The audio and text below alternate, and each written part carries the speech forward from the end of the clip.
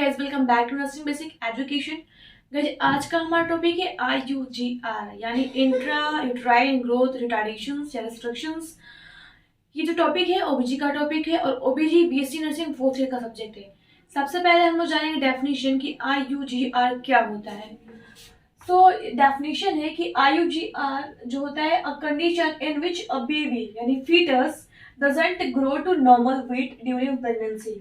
मतलब जब lady pregnant होती है तो उस वक्त जो फिटल का ग्रोथ जो होता है वो कम होता है नॉर्मल से, वो कंडीशन IUGR होता है यानी इंट्रा यूट्राइन ग्रोथ रिटार्डेशन। मतलब जो यूट्रस में बेबी का ग्रोथ होना चाहिए नॉर्मल उतना ना होके कम होना जो फिटस होता है वो IUGR कंडीशन कहलाता है। इसके अलावा रिस्क फैक्टर कौन कौन से हो सकते हैं। सो एज बिलो 18 ईयर्स, मतलब जो लेडी है फीमेल प्रेगनेंसी को कंसीव कर रही है 18 ईयर्स एज के पहले ही, वो एक कारण हो सकता है कि जो बेबी का होगा ग्रोथ और डेवलपमेंट सही तरीके से यूट्रस में नहीं होगा। इसके अलावा एज अबव 35 ईयर्स, जिन लेडी का 35 ईयर से ज्यादा एज है और उस वक्त वो प्रेगनेंसी को कंसीव कर रही है तो वो एक कारण हो सकता है IUGR का यानी इंट्रा यूट्राइन ग्रोथ रिटार्डेशन। इसके अलावा प्रीमी ग्रेविडा, जो लेडी पहली बार प्रेग्नेंट हो रही है तो वो एक कारण हो सकता है। ठीक है, नेक्स्ट है मल्टीपल प्रेगनेंसी, जो लेडी है जिनका 5 से ज्यादा बार प्रेग्नेंट हो चुकी है सो वो एक कारण हो सकता है इंट्रा यूट्राइन ग्रोथ रिटार्डेशन का। ठीक है, नेक्स्ट कौन कौन से कॉजेज होते हैं IUGR के। सो यहाँ पे पहला है इन्फेक्शन। इन्फेक्शन जो होता है वो इन्फेक्शन होने की वजह से जो मेन कारण होता है IUGR होता है। सो इन्फेक्शन में टॉर्च, सो TORH जो न्यूमोनिक है इसका फुल फॉर्म है कि टोक्सोप्लाज्मोसिस TO। ठीक है, R स्टैंड फॉर रूबेला इधर हो जाएगा, C फॉर साइटोमेगालोवायरस जिसे CMV कहते हैं, H फॉर हर्पिस सिंप्लेक्स या फिर HIV भी कह सकते हैं। इसके अलावा कभी कभी टॉर्च को TORCH को कभी कभी TORCH से भी डिनोट करते हैं। सो S फॉर सिफेलिस हो जाएगा। ठीक है, इसके अलावा दूसरा जो है कॉजेज वो है प्लेसेंटल एब्नॉर्मलिटी। अगर प्लेसेंटा में किसी तरीके का एब्नॉर्मलिटी हो रही है तो भी बेबी को जो बेबी होगा वो IUGR होगा यानी इंट्रा यूट्राइन ग्रोथ रिस्ट्रिक्शंस होगा। ठीक है, सो इसमें है प्लेसेंटा प्रेविया। प्लेसेंटा में कौन सी एब्नॉर्मलिटी आएगी, इसमें प्लेसेंटा प्रेविया, मतलब जो प्लेसेंटा है वो नीचे की तरफ डिसेंड हो जाता है, वहीं पे इम्प्लांट हो जाता है। इसके अलावा अब्रप्सियो प्लेसेंटा।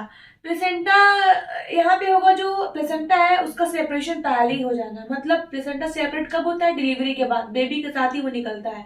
पर माँ के यूट्रस में ही प्लेसेंटा सेपरेट हो जाएगा तो बेबी को सही तरीके से जो न्यूट्रिशन है जो ऑक्सीजन है वो नहीं मिल पाएगा, क्योंकि प्लेसेंटा से ही माँ के थ्रू जो होता है बेबी को ऑक्सीजन और न्यूट्रिशन मिलता है प्लेसेंटा के थ्रू माँ से। सो अगर यही सेपरेट हो जाएगा तो भी बेबी का ग्रोथ रिस्ट्रिक्शन हो जाएगा, सही तरीके से उसका ग्रोथ और डेवलपमेंट नहीं होगा। इसका मैटरनल फैक्टर्स होते हैं, जैसे कि अगर माँ स्मोकिंग कर रही है, अल्कोहल का कंजप्शन करती है सो वो एक कारण हो सकता है IUGR के। इसके अलावा मल्टी प्रेगनेंसी, 5 से अधिक बार प्रेग्नेंट होना वो एक कारण हो सकता है। जो दूसरे ड्रग्स होते हैं वो भी अफेक्ट करते हैं, इसलिए प्रेगनेंसी में बहुत सारे ड्रग्स होते हैं जो मना ही होते हैं। ठीक है, सो ड्रग लेने की वजह से भी हो सकता है, यूटीआई यूरिनरी ट्रैक इन्फेक्शन हो सकता है। ठीक है, शॉर्ट फ्रैक्चर यानी जिन लेडी का जो प्रेग्नेंट लेडी है उनकी अगर हाइट कम है तो वो एक कारण हो सकता है कि बेबी का जो हाइट है वो भी कम हो, सही तरीके से उसका ग्रोथ ना हो पाए यूट्रस में।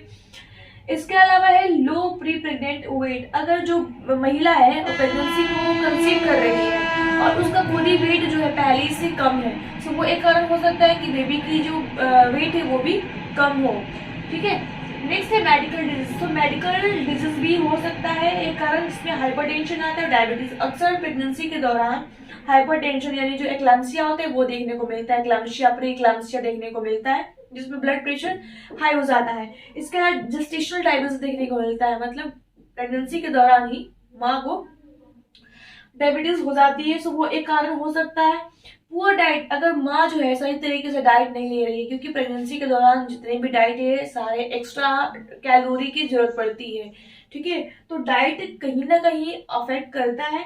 इसके अलावा फीटल फैक्टर्स भी हैं जो रिस्पॉन्सिबल है फीटल्स के ग्रोथ रिस्ट्रिक्शंस के लिए। क्रोमोसोमल डिफेक्ट्स हो सकते हैं। इसके अलावा एक्सपोजर टू ऑफ इन्फेक्शन, अगर माँ इन्फेक्शन के कांटेक्ट में जा रही है सो बेबी के बेबी में ट्रांसफर हो सकता है, प्लेसेंटल ट्रांसमिशन हो सकता है, बेबी को भी इन्फेक्शन हो सकता है जिसकी वजह से बेबी का जो ग्रोथ है वो रिस्ट्रिक्ट हो जाएगा। इन्वायरमेंटल कॉजेज भी हो सकते हैं, इसके अलावा फैमिली फैक्टर भी हो सकता है। सो ये सारे कॉजेज हुए IUGR के। सो IUGR यानी इंट्रा यूट्राइन ग्रोथ रिस्ट्रिक्शन की वजह से कौन कौन से साइन एंड सिम्टम्स देखने को मिलेंगे, माँ के अंदर बेबी के अंदर, दोनों के अंदर जो सिम्टम्स होंगे वो चेंज होंगे। पहला है मैटरनल में, यानी माँ के अंदर क्या क्या चेंज देखेंगे साइन सिम्टम्स में। लो एब्डोमिनल गर्थ, मतलब जो नॉर्मल एब्डोमिनल गर्थ होता है उससे कम हो जाएगा उसका गर्थ अगर बेबी IUGR होगा तो। इसके अलावा लेस फंडल हाइट, जो फंडल हाइट होती है 30 वीक्स में, 30 वीक्स की प्रेगनेंसी में 28 से 32 सेंटीमीटर होता है नॉर्मल, पर इससे अगर कम है फंडल हाइट, अंदर बेबी का ग्रोथ हो रहा होता है और फंडल हाइट मेजर करते हैं कम है 28 टू 32 सेंटीमीटर से, तो क्या होगा, वो बेबी को फाइंड आउट करें कि बेबी को IUGR है। इसके अलावा फीटल में सिम्टम्स क्या देखने को मिलता है। सो स्मॉल साइज बेबी, अगर बेबी का जो साइज होगा स्मॉल होगा नॉर्मल से। इसके अलावा LBW लेस देन 2500 ग्राम, जो लो बर्थ वेट वाले बेबी होंगे तो उनका वेट कितना होगा 2500 ग्राम से कम होगा, नॉर्मली 2.5 टू 3.5 केजी होता है। तो इससे कम होगा अगर बेबी का वेट, तो ये सारे सिम्टम्स देखने को मिलेंगे।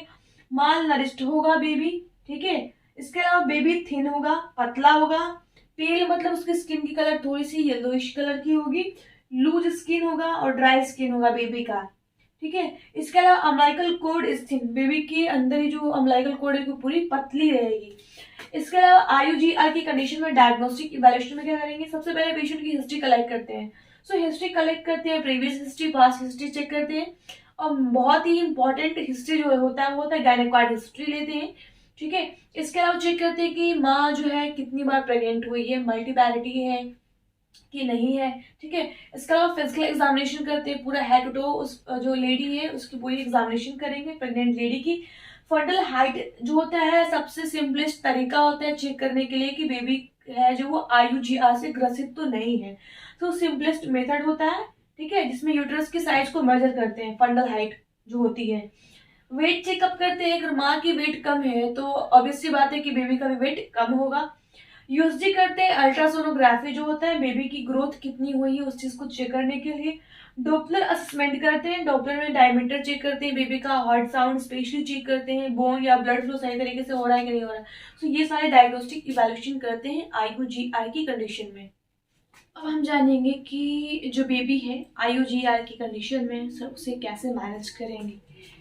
यहाँ पे मेडिकल मैनेजमेंट दिया गया है, यहाँ पे जनरल मैनेजमेंट कुछ है वो जरूरी होता है। This includes treatment of maternal illness, अगर माँ को कोई इलनेस है तो उसे ट्रीट करेंगे अगर IUGR से बचाना है बेबी को तो। इसके अलावा provide good and nutritious diet, जो माँ है उसको न्यूट्रिशियस डाइट देना है, बैलेंस डाइट देना है प्रेगनेंसी के दौरान, ठीक है। And advice for bed rest, अब जो प्रेग्नेंट लेडी है उसको एडवाइस करता है डॉक्टर कि बेड रेस्ट लेना है। The fetus should be monitored, continue to minimize the hypoxia during the labor, लगातार जो फीटस है उसको मॉनिटर करते रहना है ताकि बेबी जो हाइपोक्सिया की कंडीशन में ना आ जाए, जहाँ पे बेबी को ऑक्सीजन की कमी हो जाती है, ठीक है, during the labour. Preterm delivery is indicated if fetal shows abnormal function, अगर बेबी के अंदर कोई एबनॉर्मल फंक्शन शो कर रहा है इसका मतलब कि बेबी जो है प्री टर्म डिलीवरी हो सकती है उसकी, ठीक है। इसके अलावा कॉम्प्लिकेशन क्या क्या हो सकते हैं, इंट्रा-यूटेराइन ग्रोथ रिस्ट्रिक्शंस को अगर ट्रीट नहीं किया तो।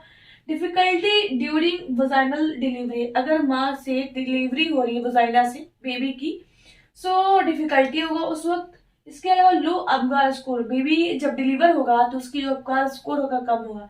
अबगार स्कोर एक ऐसा तरीका होता है, टेक्निक है, जिसमें बेबी की जो स्कोरिंग करते हैं और टोटल स्कोर जो होता है उसमें 10 होता है। डॉक्टर वर्जीनिया ने इसको इंट्रोड्यूस किया था। इसमें बेबी की अपीयरेंस देखते हैं, पल्स देखते हैं, ग्राइम्स देखते हैं, एक्टिविटी और एस्पायरेशन, ये सारी चीजें देखते हैं, फिर बेबी को स्कोर करते हैं। जन्म होने के तुरंत 1 मिनट बाद अबगार स्कोर करते हैं। सो जब इस कंडीशन में बेबी की कॉम्प्लिकेशन क्या हो सकती है, लो हो सकता है अबगार स्कोर। सो लो होगा तो बेबी को NICU में शिफ्ट कर देते हैं, बेबी को रिससिटेट करते हैं उस कंडीशन में, ठीक है। नेक्स्ट है LBW, यानी बेबी को और क्या हो सकता है, जो बेबी डिलीवर होगा लो बर्थ वेट, बेबी का नॉर्मल से जो वेट होगा वो कम होगा, नॉर्मल 2.5 टू 3.5 kg होता है। मेकोनियम एस्पिरेशन, मेकोनियम जो होता है ग्रीन कलर का स्टिकी मटेरियल होता है जो बेबी माँ की यूट्रस में ही एस्पायरेट कर लेता है। सो वो एक कॉम्प्लिकेशन हो सकता है। इसके अलावा हाइपोग्लाइसीमिया, बेबी की जो है ग्लूकोज लेवल भी कम होगी। लो रेजिस्टेंस ऑफ इन्फेक्शन के लिए वो प्रोन होगा, जो उसकी इम्यूनिटी है वो वीक हो जाएगी। Difficulty to maintaining to body temperature, क्योंकि जो प्रीटर्म बेबी होते हैं मतलब उनका डिलीवरी 9 मंथ 10 डेज में ना होकर 7 मंथ में अगर होता है, मतलब 37 वीक्स के पहले हो जाता है अगर डिलीवरी, तो उसे प्रीटर्म लेबर कहते हैं। और बच्चे जो होगा वो प्रीटर्म बेबी कहलाता है। और उसकी जो वेट होगी नॉर्मल, वो बहुत ही कम होती है, नॉर्मल से कम होती है। और बेबी की जो स्किन होती है वो इमेच्योर होती है, जिसकी वजह से बॉडी जो टेम्परेचर है वो बेबी की रिड्यूस होने लगता है। इसके अलावा हाइपोक्सिया होगा, ऑक्सीजन की कमी से ये सारे कॉम्प्लिकेशन देखने को मिल सकते हैं इंट्रा यूट्राइन ग्रोथ रिस्ट्रिक्शन में। सो अब हम जानेंगे कि कौन कौन से प्रिवेंशन लेना है जो प्रेग्नेंट लेडी है IUGR से प्रिवेंट करने के लिए उसको। So providing care to women before pregnancy, between pregnancy and after delivery, मतलब उस प्रेग्नेंट लेडी को सही तरीके से केयर प्रोवाइड करना है। ठीक है, प्रेगनेंसी जब प्रेग्नेंट हो रही है तो, और ड्यूरिंग प्रेगनेंसी और आफ्टर डिलीवरी, डिलीवरी के बाद भी सही तरीके से उस जो लेडी है प्रेग्नेंट लेडी उसकी केयर करनी है। Improve the chances of the mother and baby is being healthy, मतलब जो भी पॉसिबल केयर है, जो भी पॉसिबल चीजें हैं अगर दे सकते हैं, इससे क्या होगा मदर और बेबी की जो हेल्थ है वो सही तरीके से इम्प्रूव हो सकती है। Advise the women healthy eating and physical activities to women in their daily routine to improve weight, माँ जो प्रेग्नेंट लेडी है उसकी वेट को इम्प्रूव करने के लिए एक तो हेल्दी डाइट लेना है। ठीक है, इसके अलावा फिजिकल एक्टिविटी करना है, जो डेली रूटीन में अलग अलग एक्सरसाइज आती है, जो महिलाएं प्रेग्नेंट लेडी होती है उनकी एक्सरसाइज अलग अलग तरीके से होती है। ठीक है, सो वो सारे एक्सरसाइज करना है। इसके अलावा pregnant women to take enough proper sleep at night, एक प्रेग्नेंट लेडी को सही प्रॉपर स्लीप लेना है नाइट में। इसके अलावा दोपहर में भी 1 से 2 घंटे लेना है नींद। इसके अलावा mother should be follow a healthy life style, जो प्रेग्नेंट लेडी है उसे हेल्दी लाइफ स्टाइल फॉलो करना है, अल्कोहल नहीं लेना है और टोबैको च्यूइंग नहीं करना है। सो ये सारे होते हैं प्रिवेंशन। और एक चीज, जब भी कोई लेडी है अगर प्लान कर रही है कि प्रेग्नेंट होना है, सो उसके लिए मेंटली प्रिपरेशन जरूरी होता है। और जो भी प्रेगनेंसी जो होती है वो प्री प्लान ही होनी चाहिए, ताकि बच्चे का सही तरीके से ग्रोथ हो सके और माँ भी उसके लिए एक रिस्पॉन्सिबिलिटी के लिए खरी उतर सके। सो आज के लिए इतना ही। ऐसे नर्सिंग से रिलेटेड वीडियो के लिए चैनल को सब्सक्राइब कर लीजिएगा। वीडियो अच्छी लगी तो लाइक जरूर कीजिएगा। मिलते हैं अगले वीडियो में।